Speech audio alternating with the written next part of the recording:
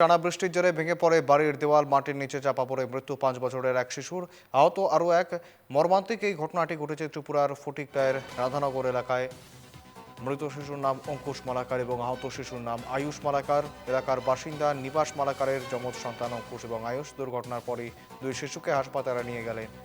একজনকে বাঁচানো যায়নি। ঘটনায় এলাকা জুড়ে শোকের ছায়া।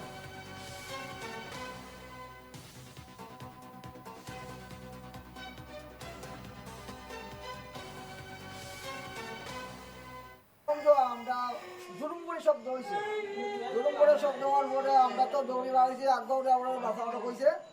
এরপরে সব আমারই তো বাচ্চাটা টানিয়ে বার করছি, দুটা বাচ্চা, একটা জায়গা থেকে মারা গেছে আর একটা রেফার করা হয়েছে। মাটি ভাঙ্গিয়া ঘর ভাঙ্গিয়া বসে, পুরানা ঘর তোলের মাটিটা লুয়ে গেছে, তো ঘরটা জানালা ভাঙ্গিয়া বসে। আমরা গিয়েছিল মাটি তোলে ফেলাই করে টানিয়ে বার করেছি।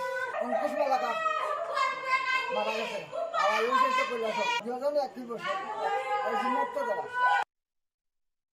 দুজন যমজ বাচ্চা ছিল, তো দুজনের মধ্যে একজন আমি যে সময় এক্সামিনেশন করেছি, যে সময় হাসপাতালে নিয়ে এসেছিল, তখন আমি বাচ্চাটাকে মৃত পেয়েছি। বাচ্চাটার নাম ছিল অঙ্কুশ মালাকার, বাবার নাম নিবাস মালাকার, বয়স 5, বাড়ি রাধানগর।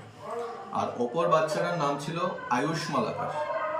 ওনার দেখলাম ডাইন পাওটা ভাঙা। ওনাকে শীঘ্রই ঊনকোটি ডিস্ট্রিক্ট হসপিটালে রেফার করা হয়েছে উন্নত চিকিৎসার জন্য। একেবারেই যমজ ভাই।